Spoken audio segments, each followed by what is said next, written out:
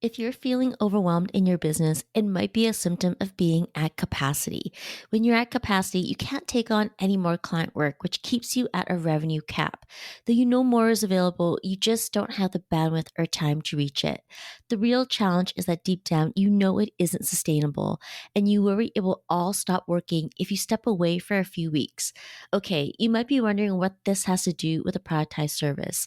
A productized service is how you structure your service delivery, and it's a structure that helps you build a team to get things off your plate with the confidence that balls won't get dropped. So stay tuned as we dive into the 5 pillars of a productized service that make it easier for you to grow a service-based business.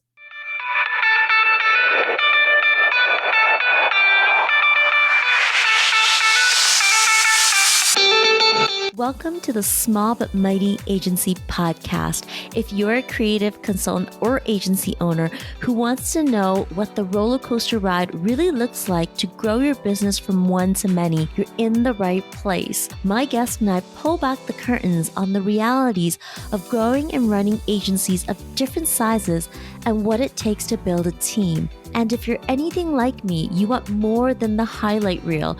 You want to learn from the mistakes of others so that you can stop short of making the same mistakes. I'm your host, Audrey Joy Kwan. I spend my days as a coach and consultant to multiple 6 and 7-figure agency owners. For the last 7 years, I've been behind the scenes helping people grow, lead, and operate small but mighty agencies. Here at the Small But Mighty Agency podcast, we'll uncover what works and, equally as important, what didn't work to get these business owners to where they are today. Welcome back. We're diving into the 5 pillars of a productized service.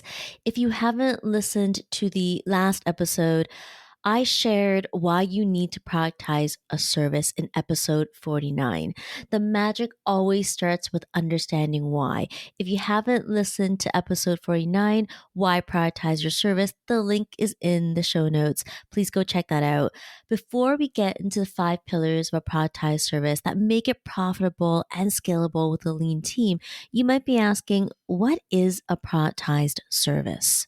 When you think of a product, what typically comes to mind is a tangible good that you can physically touch. When you buy that product, it's clear what you'll get and what it will deliver. Like an iPhone, you're buying a product that makes it easier for you to stay connected with people, entertainment, and news, but you're also buying innovation and the brand promise. A productized service is a method of packaging your service delivery with the same principles as a tangible good. Clients are clear about what they will get, they have consistent results, and the service has an established reputation in the markets. Prioritizing your service provides consistency in service delivery, and consistent delivery, messaging, and innovation take you from being a generalist to an expert. You become known for the service, and your consultancy or agency gets paid like experts. You will also create more efficiency for the internal operations of your business because structured service delivery can increase focus and reduce challenges related to service quality. That means you worry less about balls getting dropped, and you're not the only one who holds the knowledge. It benefits innovation because every improvement made to your process improves the quality of the offer. A key to growing your service business is to have more structure and processes. Your business gets to a place where you can't just wing it anymore. A productized service is the right step in getting more time back in a small but mighty business, making multiple 6 and 7 figures, and can be run by a lean team because we're adding structure and processes. What makes prioritizing your service powerful is the practice of less is more. For clarity, the concept of less is more is not about providing less results for your clients. It's the opposite. It's about doing less better. When you do less, you can do it better and provide better service delivery. As the owner and operator of your small business, you don't have outside investment to burn. You want a profitable business as fast as possible that supports your living. That's 100% of the people I work with. If that's you, it doesn't make sense to streamline, optimize, and train to deliver 10 different services in your business, only to be the leader of none in the market. When you focus on less, Maybe that's one productized service. You can be the leader, build your reputation, make your money, and then scale to 2 and 3 or more. The person who focuses on leading and being an expert in one area will get there faster because they can spend energy and time being awesome versus making 10 things mediocre. And guess what? You can build a lean team that is streamlined and focused too. That's my definition of less is more and how less can impact your business. Less is more is the power behind a productized service and the 5 pillars. How do I know this? I can 100% relate to where you are now. You feel like you're wearing too many hats and can't do it all. I know that if you create a complex business that makes you feel trapped, you will never want to grow your business. You'll do little or big things to self sabotage growth because you don't want to scale overwhelm. Nobody does. I've been there. I learned this lesson as a second in command of an agency. I could not turn off my brain and relax because I would worry about what was and wasn't being done. It wasn't until I looked at the business from a productized service perspective. We systematized our intellectual property with the right tools and processes so that contractors and employees didn't require unnecessary handholding. That gave us more bandwidth to double the revenue and sell and exit the business. Since then, I've been behind the scenes of service-based businesses, helping owners get out of being stuck in service delivery, account management, and strategy. We start by reviewing their service through the lens of productized service and the 5 pillars. If you're someone who wants to have a hard copy of the 5 pillars, go to my show notes to download the free productizer service roadmap or go to audreyjoyquan.com/roadmap. So, what are the 5 pillars that I look at when evaluating a scalable service offering? Let's start with the niche. If you've been around long enough, the word niche isn't new to you. As a Canadian, I say niche. My friends in the US say niche. It's the same thing. There's a reason why niche is talked about so much in business building, especially when you own a small business. Your business can't do everything and compete with everyone. A niche narrows the focus of your business so it attracts and increases your perceived value in a specific market section. There are 2 categories of niches. When you think of a niche, an industry is what you typically think about. An example is a design agency who specializes in real estate, or a content marketing agency who specializes in technology. Within niches, there are micro niches. In technology, a micro niche means getting deeper into specializations like medical, electronic, or industrial technology, and so on. The other type of niche is your service niche. In a productized service offering, you might focus on one specific service. For example, a copywriting agency might choose to focus on email marketing as a service niche and food bloggers as an industry niche. Or a change management firm might focus on digital transformation as a service niche and financial services as the industry niche.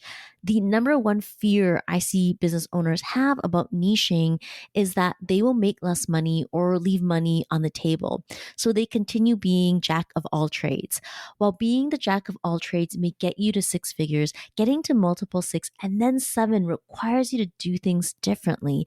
When you specialize, it leads to less overwhelm and more money and sharpens the results you get for your clients, making you more sought after in the niche that you choose.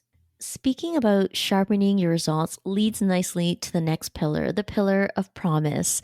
The promise is the North Star for your marketing and sales message. A powerful promise declares the problem and the transformation. Clarity on your problem, solution, and promise isn't always easy. If what you do comes naturally to you and you have a ton of experience, your message can get confused by too much jargon and fluff. Clarity about your promise means being able to answer these 3 questions. What urgency is there for your client to solve the problem? How does your solution meet the pressing challenge of your client? What is your transformation statement? A promise and a transformation is the power behind marketing a productized service. Next up is intellectual property. If you make money from one-to-one services and you feel that your business can't run without you, you might be hanging on to things that you think only you can do.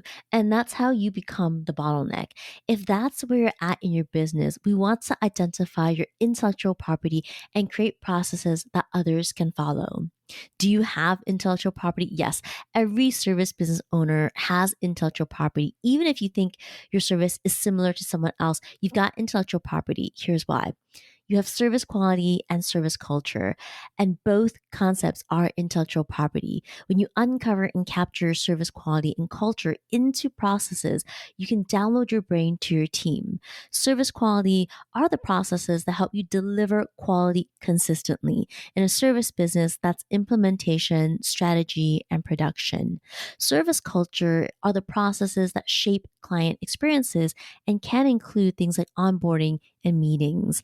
Identifying the processes that support service culture can help you build a business where clients see you as a partner and not just a vendor. Before we talk about processes, let's talk about the container for your service. A container is how you package your service. It's a pillar because it's how you make money. You don't need to add different scopes of services to increase revenue. You can look at repackaging what you have in different ways to increase the lifetime value of your customer. Another way to put it, containers play a role in retaining clients, getting clients through the door, and upselling to increase lifetime value. Here are examples of containers: one-time projects, reoccurring retainers, in-the-door offers, and upsells. How you define the containers in your business creates a productized service ladder. You don't need to build your product ladder all at once, but we want to have a product ladder. And last but not least, definitely not least, is processes. Processes are not just standard operating procedures or static documents that live in a drive for people to review. Processes are active workflows in a project management system that support a team to keep things on track. A team can deliver without unnecessary handholding by having workflows that balance enough details and direction in a project management system. When you think of workflows, the common mistake is considering just the milestones and tasks. Every great service delivery workflow has these elements. Purpose. It clearly identifies the purpose of that workflow. What are we doing in this workflow and why are we doing it? Milestones. What are the processes, significant events, or decision points that need to take place? Task. What are the step-by-step things that need to happen to achieve each milestone? Can anyone pick up the task and follow it to hit your milestone? Resources. Have you identified and created resources your team will need to follow through with critical tasks? Think templates, guides, checklists, and swipe files. And quality assurance. Who signs off for each milestone? How will you ensure work gets done to your standards? Although processes is the last pillar of the productized service roadmap, it's key. The entirety of your processes and workflows is your product. And the difference between good and great workflows are the strategic considerations to make service delivery easier for your team while balancing service delivery excellence. To sum it up, the pillars of productized services are niche, promise, intellectual property, container, and processes. Productizing your service is the first foundation of building a Mighty Pod in my Mighty Pod Model program. The 5 pillars I've shared with you today are the lenses through which we look at structuring and refining your service delivery to make it easier to scale with a lean and Mighty Pod team. If you want to structure and refine your service delivery to get out of the weeds of your business, consider each of the 5 pillars while you answer these 3 questions. How can you get results for your clients in the least amount of steps so that you can help your clients get what they need faster? What bottlenecks and unnecessary padding do you have in your service offering, and how do you remove those to benefit the team? How can you explain your intellectual property, frameworks, and processes in the simplest form instead of overcomplicating them? Don't forget to get the free Productize Your Service roadmap. The 5 pillars are available to you in the roadmap, and the link is in the show notes in your app. That's it for today, friends. Thank you for joining me, and I'll see you in the next episode. Hey there, thanks for hanging out with me at the Small But Mighty Agency podcast. If you enjoyed this episode, it would mean the world to me if you hit the follow or subscribe button in your podcast app and share it with a friend. I'll see you on the next one.